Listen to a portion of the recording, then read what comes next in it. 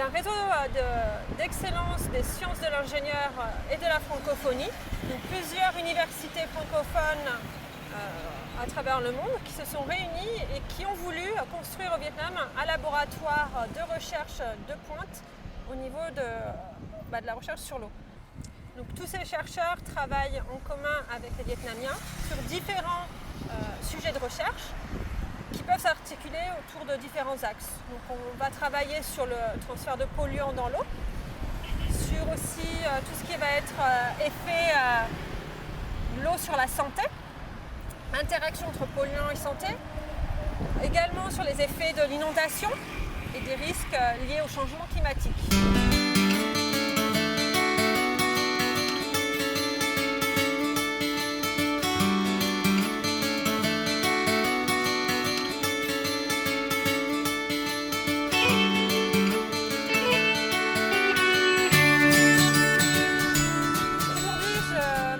Avec mes collègues du LESU à une nouvelle thématique, on va dire. C'est la thématique des microplastiques ou des macroplastiques, les deux.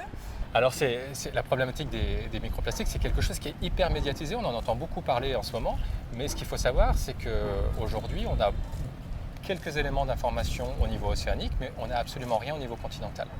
Donc l'idée de cette campagne un petit peu exceptionnelle qu'on fait aujourd'hui, c'est d'avoir aussi un aperçu de la contamination globale de la rivière, par exemple Saigon, ou des canaux d'Ho Chi Minh en microplastique. Alors ce qu'on appelle microplastique, c'est tout ce qui est particules, débris plastiques inférieurs à 5 mm. Donc il y a cette classification un petit peu comme un consensus. Tous les débris plastiques inférieurs à 5 mm, c'est des microplastiques, et tout ce qui est au-dessus, c'est des macroplastiques. Donc l'eau, en passant à travers ce filet, va être filtrée.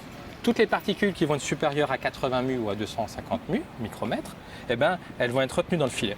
Une fois qu'elles sont retenues, elles vont s'écouler, jusqu'au culot. C'est exactement ça qui nous intéresse, vraiment un arrosage très optimum pour s'assurer que tout ce qui a été retenu dans le filet tombe dans le culot. Donc là, ce qui est intéressant, c'est que tout de suite, sans avoir les résultats, bien sûr, parce que ce qu'on va faire au laboratoire, entre le traitement de l'échantillon et le comptage des microplastiques, ça va nous prendre à peu près 2 semaines, 3 semaines. Mais on peut avoir une première idée de la contamination en plastique en regardant ce qui peut flotter. On travaille avec le LESU, mais on voudrait également travailler particulièrement avec les acteurs locaux qui gèrent les déchets sur la rivière et essayer avec eux d'arriver à des quantifications correctes et de pouvoir leur donner des chiffres sur ce qui est déversé à la rivière.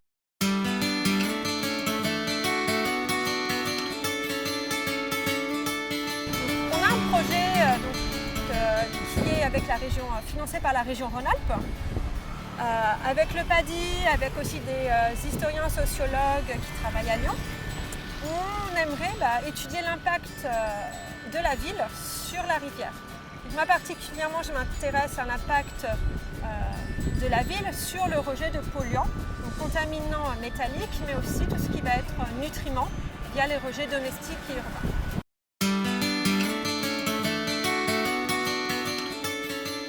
Hiện tại tôi được làm việc tại trung tâm CARE. Trong lúc làm việc tôi cũng học được rất là nhiều kiến thức bổ ích trong lĩnh vực nghiên cứu của những nhà nghiên cứu thực sự. Thì cho tới công việc lấy mẫu cho đến công tác xử lý mẫu và phân tích. Thì ngoài ra còn được học tập cách nghiên cứu của những nhà nghiên cứu đến từ Pháp, Thụy Sĩ. Đối với những nghiên cứu tại trung tâm CARE, ví dụ như là về kim loại nặng, kháng sinh hoặc là về yếu tố nhựa vi lượng này, thì có thể giúp cho chúng ta có một cái nhìn tổng quan về cái mức độ ô nhiễm tại sông Sài Gòn, Đồng Nai. Thì bên cạnh đó thì còn có thể có một cái nhìn tổng quan về ô nhiễm trong nguyên cả lưu vực sông Sài Gòn, Đồng Nai.